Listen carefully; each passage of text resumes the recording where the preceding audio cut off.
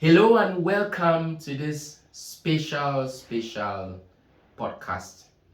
I'm George Charisma, and I am happy to shine the light on a topic that I have been talking about for the past 3 months or so. And I'm talking about the art of organizing events. Organizing events. I am not looking at it from a logistical standpoint, but from the standpoint of putting everything together in terms of getting speakers, getting the theme, getting the topics, choosing a venue, and all whatever it is you need to do to pull off a powerful, successful, excellent event. To start with, we don't organize programs for the sake of organizing programs, be they church programs, seminars, workshops, a symposium, a conference, whatever kind of program you want to organize, a 1 day program, a 3 day program, a month-long training, whatever you want to organize, online or on site. There are some basics that you must integrate into your plan if you would have a successful event.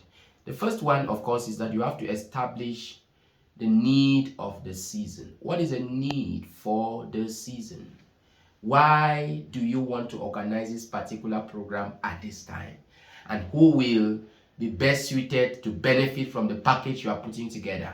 The next thing is the theme. What theme are you running with? And what topics will you derive from that theme? And then you bother about the speakers. Who are you going to bring on board to facilitate, whether you call facilitator or guest speaker or keynote speaker, whatever you want to call it, but who will play which role, and when you want to begin to reach out to speakers and contact speakers, there are a series of things that you need to take into consideration or bring on the table of consideration. Okay, the first one is the profile of the speaker. We don't go around picking people randomly to come on stage and speak. There is a profile that qualifies you to go to particular programs as a guest speaker or as a keynote speaker. But I want you to know that the profile of the speaker is not enough. There is what I call the moral or character component of that speaker. Because if you really want to get a transformational effect through the event you are organizing, you should be bothered about the character component of whoever it is that you are inviting. This is particularly true of events that are taking place in the Christian milieu. You may not be bothered about that if it's in a corporate setting where you are probably just looking for an expert or something to come and deliver. But if the result you are seeking is transformation, then you should be bothered about the character of the person, the spirit that the person carries. And the last thing I want to recommend is that do not be in a hurry to invite a speaker you have not listened to or followed at least for some time. Don't bring that speaker on stage as a surprise to yourself. Okay? It's important that you should follow the trail of the speaker and be sure that you are bringing the right person. Now, it's also important to be careful with the number of speakers you invite for an event. Now, this has to do with financial considerations. But before I go there, let me say this. You have to craft a well-written invitation letter and send to your speaker. Once you have reached out to them and established contact with them, and you announce that I have an event that is coming up, and I would like you to play this role in the event, and they give you the award, the next thing you have to do, and it's important that you reach out to them on call. If you can, reach out to them on a direct call. If you can't reach them on a direct call, then you can reach out to them on WhatsApp. When they have given you their word that they will be there, then you can now craft an invitation letter. A proper invitation letter should address a couple of concerns. What are you inviting me for? What is the program all about? What is the theme of the program? Okay? Who will be spoken to? Who will constitute the audience for the program? What topic are you giving me to speak on? All right. How much time do I have? Where will the program take place? On which day will the program take place? What are your expectations for me? and what logistical arrangements are you making? What provisions are you making to ensure that the speaker will comfortably deliver and deliver well? Okay, these are some concerns that you typically want to address in an invitation letter, which should ideally be mailed to the speaker.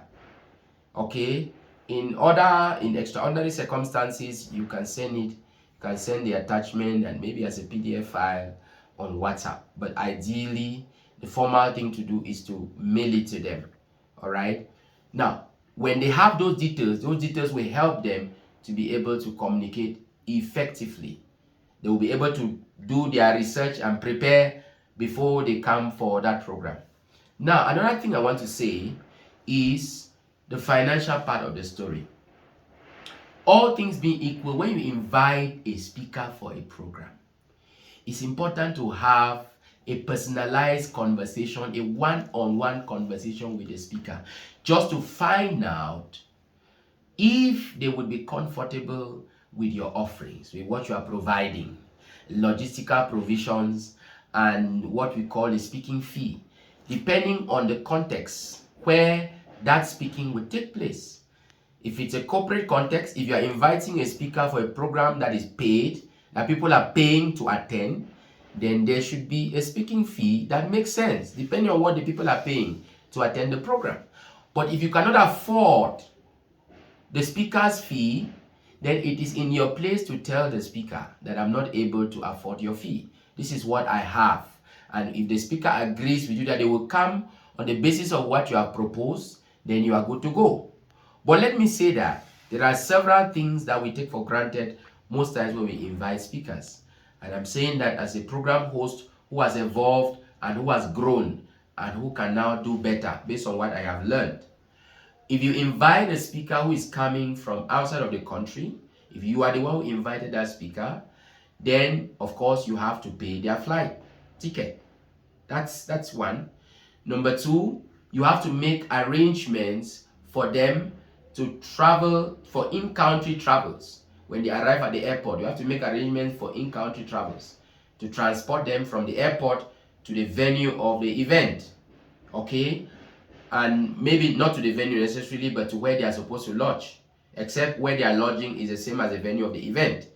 You are supposed to make provisions for feeding. After making provisions for accommodation, you make provisions for feeding. That's very important. So if somebody is coming, maybe you are in Yaoundé, you are hosting somebody who is coming all the way from Douala, you have to make provisions for their transportation, you have to make provision for their accommodation, you have to make provisions for their feeding, and then you have another envelope entirely dedicated to appreciating them.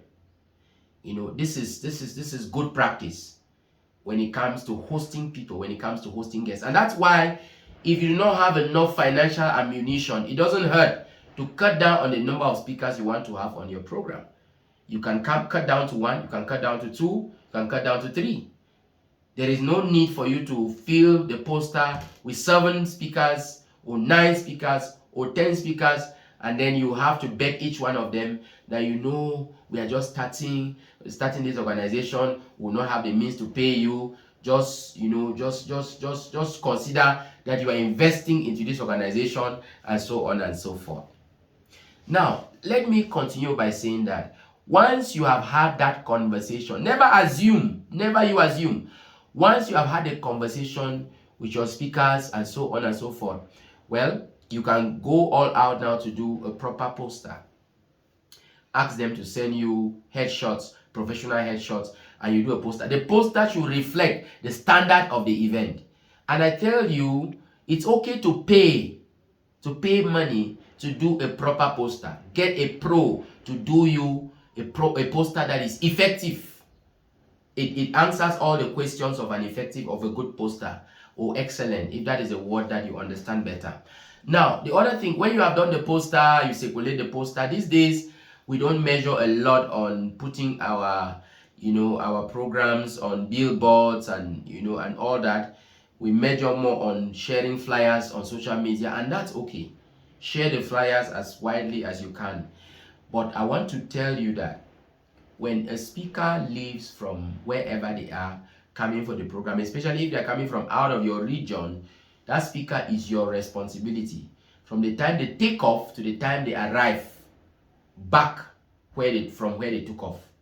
So you are supposed to follow up with the speaker as they're traveling and coming.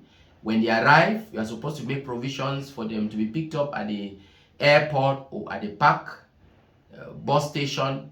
You are supposed to make provisions for a hotel. If you cannot afford a hotel, you explain to them with all humility that you are only able maybe to host them under your roof, or you have made provision for somebody to host them, and so on and so forth. Always discuss what it is you are able to offer to them, so that they would be able to function with an understanding that this is what this person has, and I'm trying to also play my part in supporting this initiative by making some sacrifices as well. So when they come, you follow them up, ensure that they get to where they are supposed to lodge, ensure that they have good meals, and ensure that they are brought back to the venue of the event. Don't leave your speakers stranded. Don't leave your speakers stranded. When the event comes to an end, don't be so caught up trying to talk with people that you forget that you have speakers. See the speaker off. See the speaker off, and don't put, if you have any support to give them, please don't squeeze it into their hands. The way police people in Cameroon receive money from taxi people. Don't squeeze the money into their hands. Don't do that. I recommend that you put the money in an envelope and don't raise the money in their presence. This happens sometimes in churches. You invite somebody to come and speak, the person is done speaking, and then you tell your church members that because they have been blessed, they should also remove money and bless the person financially or materially. That is not a good practice. You have to plan for your speakers before they come. You keep their envelope in place. You can give them the envelope and they decide to give you back the envelope. Do not assume. Do not assume. There are some speakers who are not interested in whatever envelope you have to give them. Whatever they do it as a vocation, as a ministry, and they're not interested in remuneration. You will meet those kind of speakers. But don't assume. It's better for you to, do the right thing, and then you are told that, no, it's okay, it's all right, you can keep it. And then you keep it, than to assume, and then you have some speakers who feel that they were not well treated. Now, when you invite people for an event, I want to beg you, please respect the time, the starting time of the event. An event should start on time and not with an apology. Respect the starting time of the event. That is very important. And as the speakers come and they speak and speak, one thing you can do at the end of the event is please do record keeping. Take the contacts of the people who came for that event. If it's a conference you organize and people came outside of your circle, take their contacts down. Very, very important. And do well to reach out to those who need some form of help. They may have indicated in the course of the program, maybe there was an altar call or something. Do well to reach out to them and give them the help that they need. Or you can organize your team to handle that. Choose a venue that is appropriate based on what you hope to achieve, based on the kind of people you are inviting. If you want people to attend a neutral event, which is not a church event, then you shouldn't take it to your church, because it's going to affect the turnout for that event. And then you decide if the event is going to be a paid event or if it's going to be a free event. And that will also determine the outcome of the event. It will determine the turnout of people for that event. And as much as possible, please, when you organize an event, do well to do an assessment of that event at the end of the day. You can even use the participants of the event to get your data. How did the event go? What went well and what did not go well?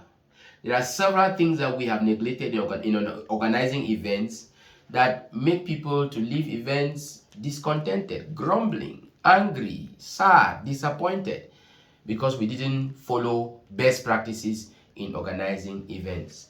I really hope that this information will help you. It's something I have learned over time, and if you know better, you should do better. We have been functioning by trial and error in the past. We have been doing experiments in the past, and sometimes we take advantage of people who are close to us. I say, if I know this person this much, it just suffices for me to invite him. He comes and speaks at my event, and I wave him goodbye. I don't bother about, caring for him, trying to make sure he's comfortable logistically and in terms of transportation. At least you should be able to provide transportation for somebody who is coming from far away for an event, except they decide that they would bear or shoulder the cost themselves. I hope that you have gotten some value, and if you have some questions, please feel free to drop your questions. I will look forward to your questions, and perhaps I'll do a follow-up video to attend to your concerns. God bless you, and it's been George Charisma wishing you a wonderful day.